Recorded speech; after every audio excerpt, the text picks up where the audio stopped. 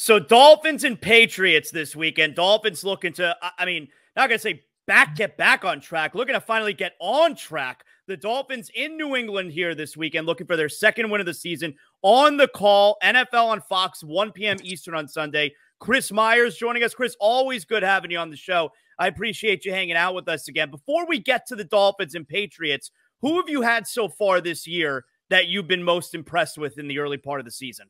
Well, I've had a couple of games with Jaden Daniels in Washington, and while the Commanders, I still don't like the name, while the Commanders have more new players on their roster than anybody else in the league, at least coming in, more than 30 players, Jaden Daniels is really impressive, and Dan Quinn has assembled people around him, and he's raised the level of everybody's game as a Heisman Trophy winning quarterback, maybe the best quarterback out of the draft. I mean, he's really been a difference maker. I don't know how long the team can sustain that, but he's as long as he stays healthy, he's the real deal, and got to sit down and talk. You know what he reminds me of, Jonathan, is I called quite a few of the games early last year of C.J. Stroud, and he has that same kind of quiet confidence and different kind of guys. I mean, Stroud doesn't run around like Daniels can, but they both have a leadership, a confidence, and the ability to throw the ball, and I think to listen to their coaches to get better at their craft, unlike some of the other younger quarterbacks we've seen. So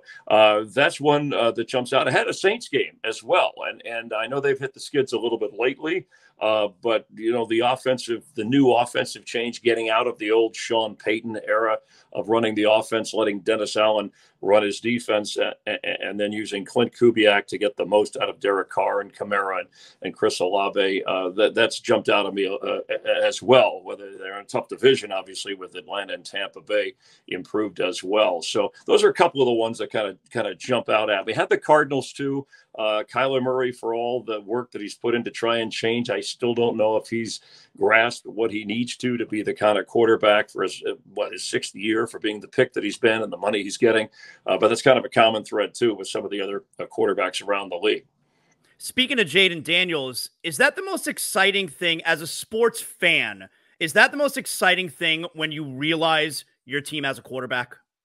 Yes, and it's sad when you had some Carolina Panther games when you see he's not the guy, right? And even I haven't had a Giant game, and Daniel Jones is probably in that. You know, he's been around a little bit like Kyler Murray, and I know he gets a big contract, but you could see they're working hard, they're trying hard, and they're okay quarterbacks, but they're not Jaden Daniels, they're not C.J. Stroud. And I'm putting a lot on these guys for just in the year or two that we've seen them, but you could see this with a Patrick Mahomes when he was coming on. And then there's guys like a Jared Goff or a Kirk Cousins who kind of have to work their way up in a different way that aren't as flashy. But yes, that's the difference. And the guys have to stay healthy. I mean, that's the other part of it, another compliment to Stroud and what he did. Whereas if you don't have a quarterback, I mean, just look at the teams, the Raiders, and look what happens when a starter goes down, like the Dolphins situation, or when the Patriots are waiting to play a rookie, but they're afraid because he's going to get beat up.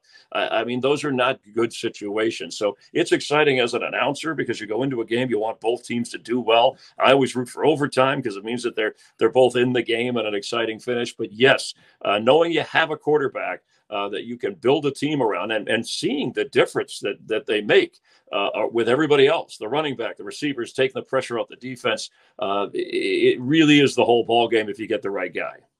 Chris, what an incredible swing of the pendulum, right, that we're witnessing right now with the Miami Dolphins, where the past two seasons, it's the best offense in the NFL. Who's going to be able to stop this passing attack? And now, Chris, 4 games in, they do have a win, but they have not led for a single solitary second this season. Yeah, it's shocking. And I know injuries, and they've been hit with their share. In fact, I saw a number around the league, over 300 players already after the first 4 weeks on, or 5 weeks, going into the 5th week that are on injured lists, and a lot of key players. So I get that, but other teams we cover, they have injuries too, and it starts with a healthy Tua. And that's the part where the Dolphins, as well as they've kind of constructed this team, and as creative and flashy as the offense has been, you got to change and adjust if you don't have your guy, your quarterback who you built it for.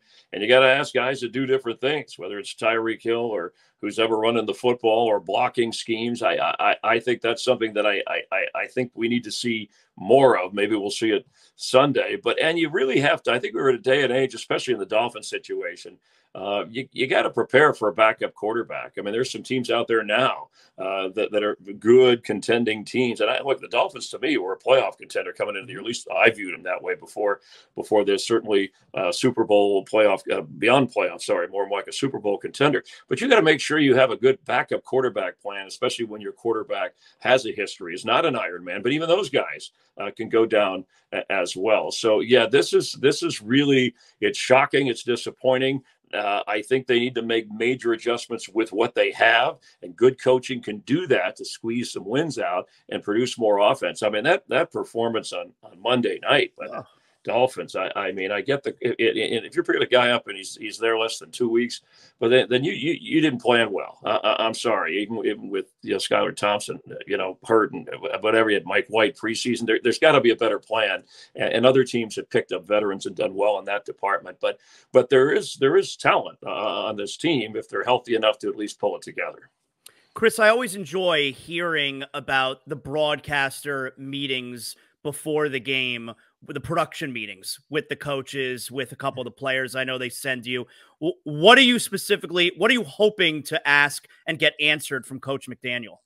Well, I like, first of all, he's great to talk to. He's entertaining. He's popular. I would probably, and I have an analyst, Mark Sanchez, will do the lead because he can go through the game tape and we all watch it. But these are former players, obviously, and as a quarterback, where you hate to say simplify an offense, but there are certain things you don't want to take away from the skill level of some of your offensive players, but you have to adjust if you don't have the kind of quarterback that can run the offense, get the ball to the right people. So that's an avenue I'd like to hear from him. I think Mike McDaniel's honest enough, and I've heard some of the comments this week, read some of the notes that you got to be realistic. I mean, guys are trying, and the leaders have to step up. Those that are playing, you need a better. Tyreek Hill, for example, I know he owned it but it's one thing to not catch the pass, but you got to go for the fumble, even second up, right? I mean that's Cam Newton in a Super Bowl. That's just not.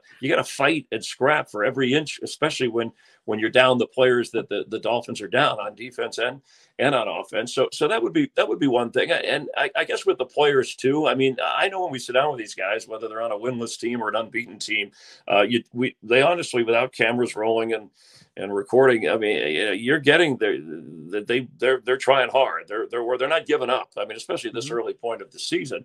So you got to deal with disappointment. That's a part of this game too. I think the idea that, okay, both of these teams are 1-3 and their offenses are really, really difficult to watch right now. But one of the teams came into the season as a rebuild, the Patriots. The Dolphins came in as a team that I think we all thought many were a playoff team. So handling that part of it is one thing, and then what you do on the field. But I think the biggest thing is you can't be doing what you've been doing before when you had all your people lined up. Your backups aren't the same kind of personnel. So however you can adjust, whether it's, getting Tyreek Hill involved in the running game more, which I think maybe they've tried. I'm sure maybe they've thought about some of these things. But those are the kinds of questions I'd like to ask so that we can see something different in this game than certainly what we saw Monday night.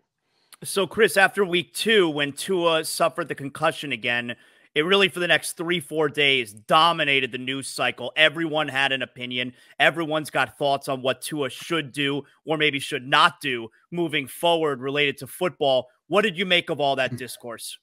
Well, I think people can give opinions, but ultimately it's Tua, his doctors, and the Dolphins. And I've gone through this with other players. I've been around long enough calling football with Steve Young and how frightening it is with concussions or certainly other injuries. So I will defer to him and his family. I think that's where it starts. And then the Dolphins will adjust accordingly. But it could be selfishly, once we know he's healthy and okay in his world, if he doesn't play football. And I hope he does. I really do. Yeah. But there is that risk. And then the Dolphins have to think about moving on or what's next. Either way, even if he does come back to play, you have to have a better plan as an organization. You've invested the money into us. So you have to have a better plan as a backup quarterback, given the history, once you know that Tua is okay.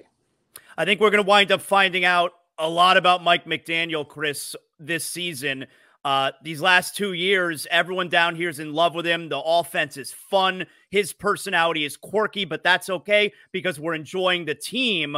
It's going to be real interesting to see how he handles a potential season that is a lot of adversity thrown in front of him.